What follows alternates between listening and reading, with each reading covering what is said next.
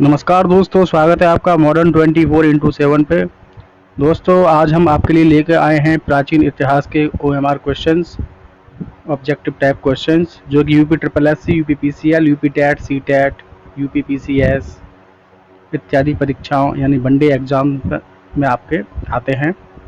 तो अगर आप देख रहे हैं चैनल को तो प्लीज़ लाइक कीजिए, शेयर कीजिए एंड सब्सक्राइब कीजिए, और घंटी वाला जो बेल आइकन्स है उसको प्रेस कर दीजिए ताकि मेरी आने वाली वीडियोज़ आप लोगों को मिल सके। तो मैं क्वेश्चंस बोलूँगा, आप लोग कमेंट में बताएंगे। ठीक है दोस्तों। तो क्वेश्चंस नंबर 1 है,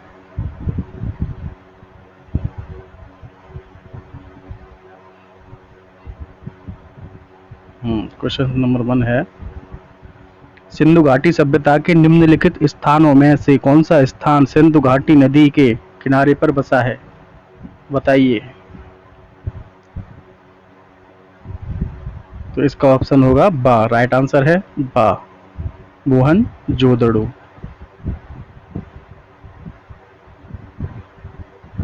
चलिए चलते हैं नेक्स्ट क्वेश्चन पे। सिंधु घाटी सभ्यता, अच्छा गलत टैप हो गया है ये। सिंधु घाटी सभ्यता की लिपि कौन सी है? बताइए कौन सी लिपि है? तमिल है, खरोष्टी है, अज्ञात है या ब्राह्मी है? तो इसकी जो लिपि है वो अज्ञात है। अभी तक इसकी लिपि के बारे में पता ही नहीं है, तो अज्ञात लिपि होगी। क्वेश्चन नंबर 3 है, मोहनजोदड़ो का स्थानीय नाम क्या था? ऑप्शन आ है मृतकों का टीला, ऑप्शन बा है नदी का टीला, ऑप्शन सा है जीवन का टीला, ऑप्शन दा इज रेगिस्तान का टीला। कौन सा होगा बताइए लोग। तो इसका होगा ऑप्शन आ, मृतकों का टीला। क्वेश्चन नंबर 4 है, मोहनजोदड़ो में सबसे बड़ा भवन कौन सा है? ऑप्शन आ है धान्यागार, ऑप्शन बा है विशाल स्नानागार, ऑप्शन सा है 2 मंजिला मकान, ऑप्शन दा है स्तंभ हॉल। बताइए दोस्तों कौन सा होगा इसका ऑप्शन। तो ऑप्शन होगा, ऑप्शन आ है इसका राइट आंसर, धान्यागार। क्वेश्चन नंबर 5 है, वैदिक आर्यों का प्रमुख भोजन था? दाल चावल, दूध और इससे बने उत्पाद, ऑप्शन सा है जौ चावल, ऑप्शन दा है फल और सब्जियां। तो इसका ऑप्शन होगा बा होगा इसका राइट आंसर, दूध और इससे बने उत्पाद। सर्वप्रथम मनुष्य द्वारा प्रयोग में लाया जाने वाला अन्न था? बताइए कौन सा अन्न था। जौ, ऑप्शन बा जई, ऑप्शन सा राई, ऑप्शन था गेहूं। तो ऑप्शन आ इसका राइट आंसर होगा जौ। जौ को यव भी बोलते हैं। वैदिक लोगों द्वारा सर्वप्रथम किस धातु को प्रयोग में लाया गया?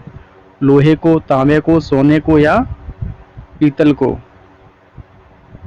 तो सर्वप्रथम प्रयोग में लाया गया था वैदिक लोगों के द्वारा तांबे को, तो तांबा होगा राइट आंसर। प्रश्न नंबर 8 है, वेद शब्द का अर्थ है ज्ञान, मोहनजोदड़ो, कालीबंगा या हड़प्पा? ऑप्शन बताइए कौन सा राइट होगा इसका। तो इसका होगा ऑप्शन अ, ज्ञान। कमेंट में आप लोग ऑप्शन बताते जाइए।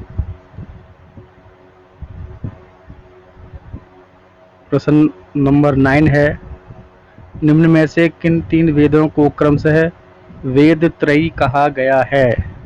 ऑप्शन आ है ऋग्वेद, यजुर्वेद, सामवेद, ऑप्शन बा है ऋग्वेद, सामवेद, यजुर्वेद, ऑप्शन सा है ऋग्वेद, सामवेद, अथर्ववेद, ऑप्शन दा है कोई नहीं। तो इसमें होगा ऑप्शन आपका बा होगा राइट आंसर, ऋग्वेद, सामवेद और यजुर्वेद, ये वाला आपका राइट होगा।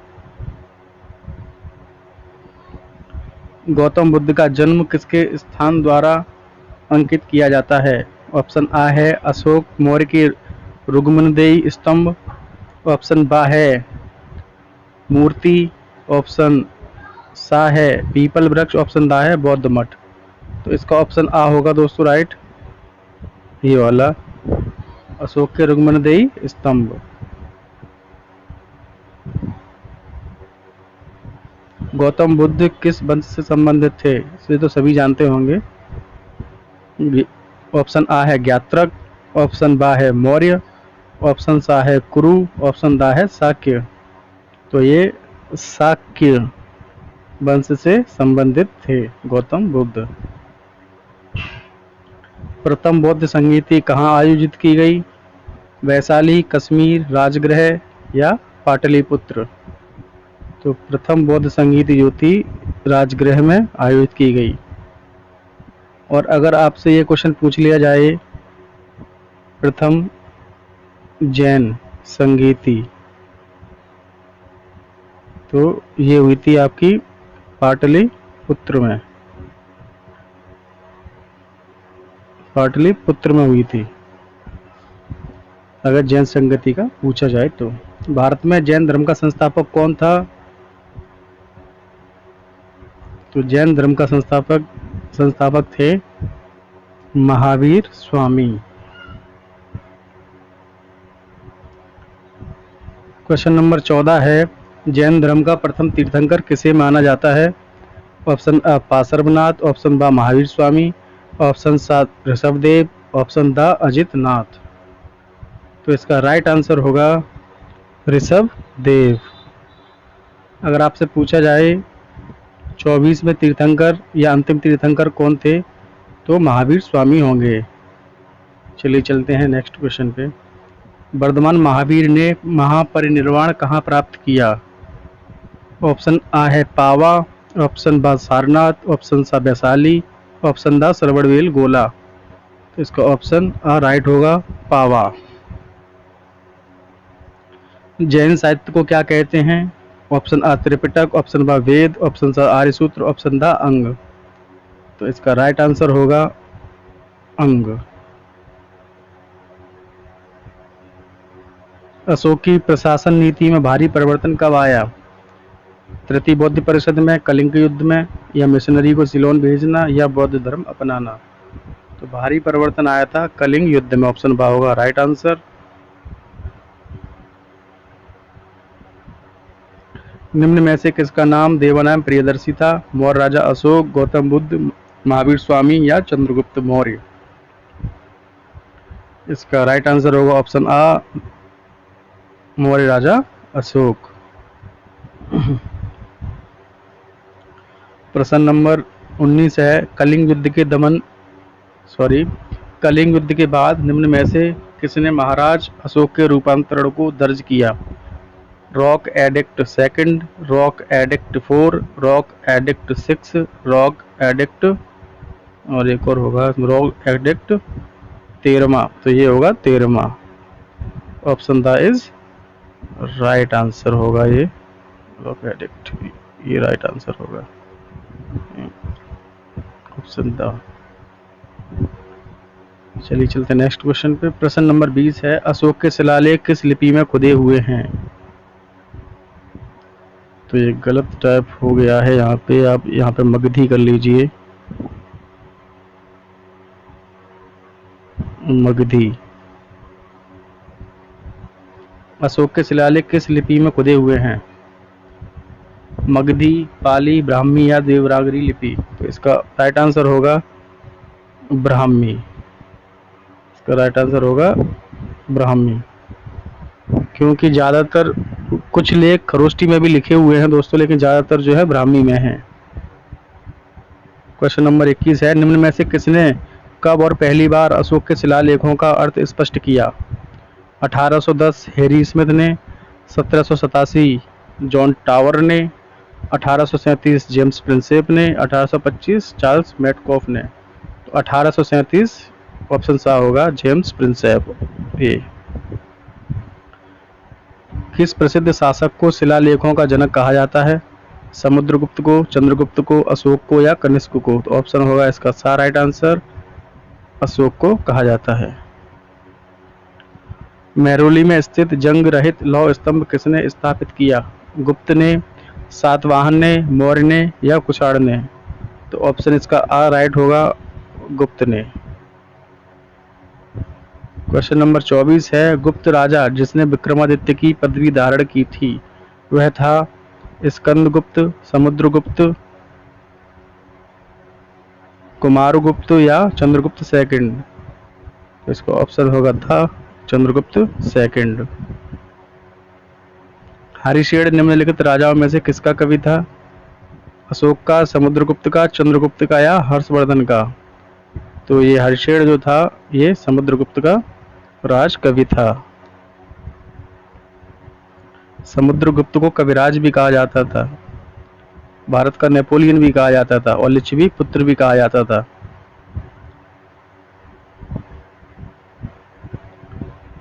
लिच्छवी दौहित्र किसे कहते थे?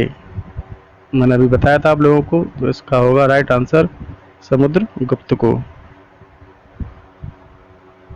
इनकी माँ का नाम कुमार देवी था। समुद्रगुप्त की माँ का नाम कुमार देवी था। क्वेश्चन नंबर 27 है, किसको अपनी विजयों के कारण भारत का नेपोलियन कहा जाता है? समुद्रगुप्त, स्कंदगुप्त, कुमारगुप्त, चंद्रगुप्त फर्स्ट। तो मैंने अभी बताया ही था आप लोगों को, समुद्रगुप्त नेपोलियन कहा जाता है भारत का। क्वेश्चन नंबर 28 है, हर्षवर्धन को किसने पराजित किया था? प्रभाकर वर्धन ने, पुलकेशिन सेकंड ने, शशांक ने, नरसिंह वर्मन पल्लव ने। इसका राइट आंसर होगा पुलकेशिन सेकंड। क्वेश्चन नंबर 29 है, निम्न में से किस प्रतिहार राजा ने प्रमाण की उपाधि ली थी? मिहिर भोज, वत्सराज, रामभोज या नागभट्ट द्वितीय। इसका राइट आंसर होगा ऑप्शन आ मिहिर भोज।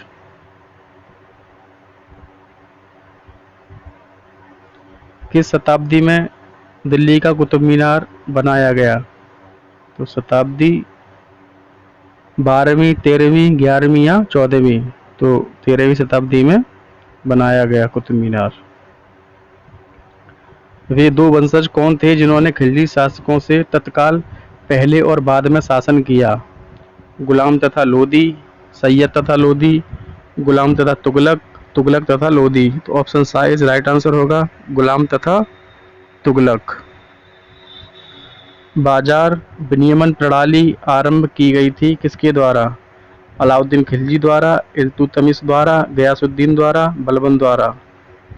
तो ये स्टार्ट की गई थी बाजार विनियमन प्रणाली अलाउद्दीन खिलजी के द्वारा।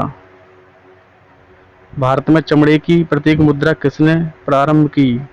अकबर, मोहम्मद बिन तुगलक, बाबर या हुमायूं। ऑप्शन होगा राइट इसका मोहम्मद बिन तुगलक। मोहम्मद बिन तुगलक ने भारत में सांकेतिक मुद्रा भी प्रारंभ की थी, इन्होंने ही चलाई थी सांकेतिक मुद्रा।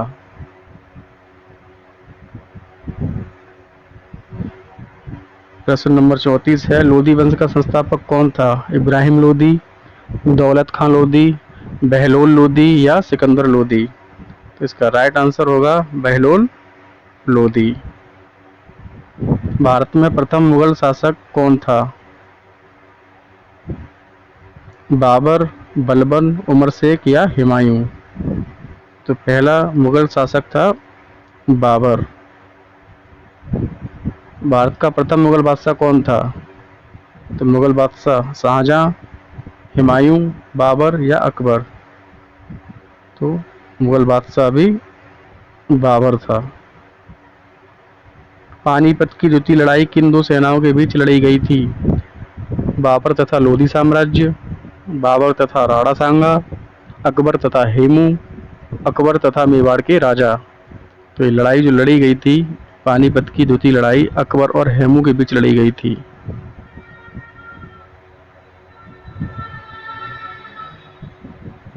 अकबर के संरक्षक थे बैरम खां, उन्होंने हेमू का सर धड़ से अलग कर दिया था पानीपत की द्वितीय लड़ाई में और हेमू की हार हुई थी। प्रश्न 38 है, महाभारत का फारसी में अनुवाद किसने किया था? बदायूनी, अबुल फजल, इब्न बतूता और बदायूनी। और इसमें दो बार बदायूनी कैसे हो गया? इसका ऑप्शन ये तो गलत टाइप हो गया है, ये बदायूनी ही थे तो ये दोनों सही हैं, गलत टाइप हो गया है।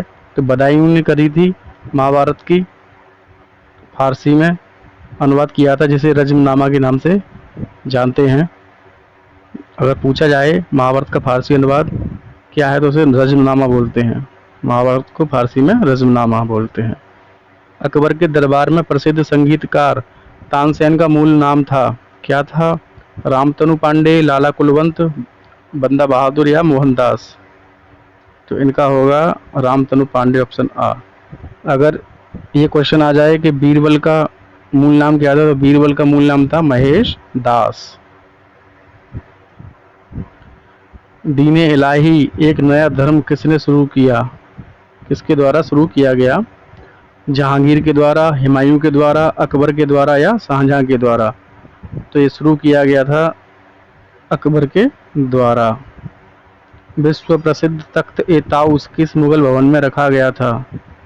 ऑप्शन आ फतेहपुर सीकरी के दीवानी खास में, ऑप्शन बा आगरा के नए किले में, ऑप्शन सा दिल्ली के लाल किले के रंग महल में, या ऑप्शन दा दिल्ली के लाल किले के दीवाने आम में। तो ऑप्शन दा इज राइट आंसर होगा, दिल्ली के लाल किले के दीवाने आम में। मोती मस्जिद निम्न नगरों में से कहाँ पर स्थित है? आगरा, हैदराबाद, लाहौर या दिल्ली? तो मोती मस्जिद आपकी स्थित है आगरा में। जिंदा पीर के नाम से किसे जाना जाता था? जहांगीर, शाहजहां, औरंगजेब या कुतुबुद्दीन ऐबक? तो जिंदा पीर के नाम से जाना जाता था कुतुब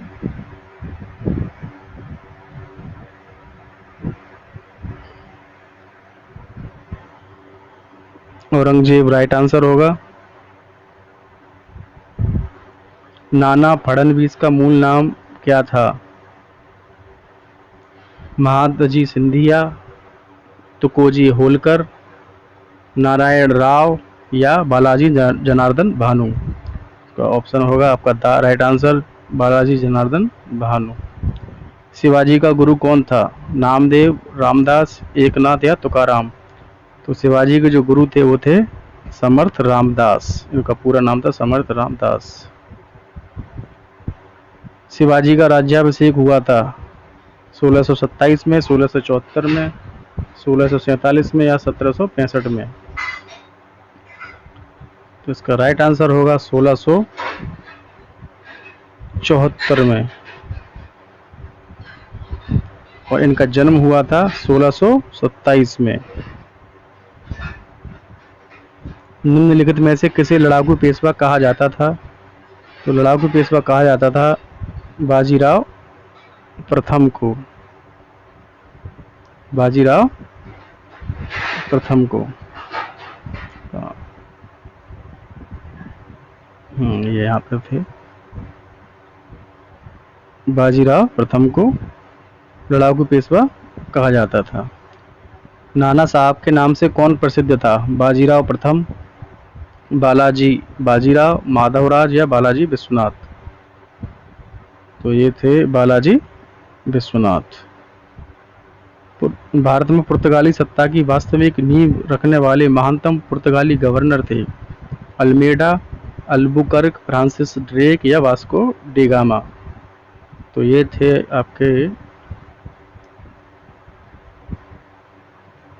यहाँ पर थे, हाँ, तो ये थे आपके अल्बुकर्क। ब्रिटिश ने पंजाब को निम्नलिखित में से किस सन में अपने राज्य में मिलाया था? 1828 ईस्वी में, 1831 ईस्वी में, 1849 ईस्वी में या 1856 ईस्वी में? तो ये 1856 ईस्वी में, 1849 ईस्वी में ब्रिटिश ने पंजाब को अपने राज्य में मिलाया था। प्रार्थना समाज का संस्थापक कौन था? रामकृष्ण परमहंस, स्वामी विवेकानंद, स्वामी दयानंद सरस्वती या आत्माराम पांडुरंग? तो इसका राइट आंसर होगा option D is Atmaram Pandurang. निम्नलिखित का मिलान कीजिए। आर्य समाज, ब्रह्म समाज और वेद समाज और प्रार्थना समाज का मिलान कीजिए। अच्छा, तो ये आर्य समाज का तो आपका दयानंद सरस्वती हो जाएगा, पहले का आ, तो पहले का आ, और ब्रह्म समाज का हो जाएगा राजा राम मोहन राय। वेद प्रार्थना समाज हो जाएगा आपका आत्माराम पांडुरंग, और बचा आपका तीसरे का दा। तो इसमें देखिए तीसरे का दा कौन सा है, तीसरे का दा, तीसरे का दा, तीसरे का दा, इसमें भी दा है, इसमें भी दा है, तीसरे का है। अच्छा, तीसरे का दा दो में है, तो आपका ये एलिमिनेट हो गया, इसे भी एलिमिनेट कर देते हैं। अब आपके दो बचे, तीसरे का दा इसमें भी, तीसरे का दा इसमें भी। चौथे का देखते हैं, चौथे का सा, चौथे का सा, दोनों में चौथे का सा है। अच्छा, दूसरे का देखते हैं, दूसरे का आ किसमें है, दूसरे का आ इसमें भी है, दूसरे का आ इसमें भी है, और दूसरे का बा इसमें। अच्छा, तो ये बा वाला राइट होगा, और पहले का बा होगा ही। पहले का बा देखते हैं क्या है, तो पहले का बा है, यानी दयानंद सरस्वती आर्य समाज। तो आपका ऑप्शन पहले का बा, ये वाला आपका राइट होगा। क्वेश्चन नंबर 53 है, उपनिवेशी भारत में कोलकाता में एशियाटिक सोसाइटी की स्थापना किसने की थी? William Jones, A O. Hume, Raja Ravi Varma, Keshav Chandra Sen. तो इसका राइट आंसर होगा William Jones, sorry William Jones. प्रश्न नंबर 54 है, शेरशाह द्वारा निर्मित ग्रांड ट्रंक रोड पंजाब को किसके साथ जोड़ती थी? लाहौर के साथ, मुल्तान के साथ, आगरा के साथ, या पूर्व बंगाल के साथ? तो जो ग्रांड ट्रंक रोड थी, जो जीटी रोड थी, ये पूर्व बंगाल को, पंजाब को पूर्व बंगाल से जोड़ती थी। शेरशाह की मृत्यु कहाँ लड़ती हुई थी? चौसा, कलिंग या कालिंजर, या इनमें से कोई नहीं? तो कलिंजर होगा राइट आंसर।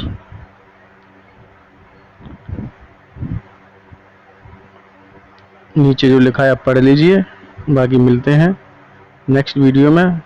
कैसी लगी वीडियो आप कमेंट सेक्शन में जाके बता दीजिए दोस्तों। धन्यवाद एंड गुड नाइट।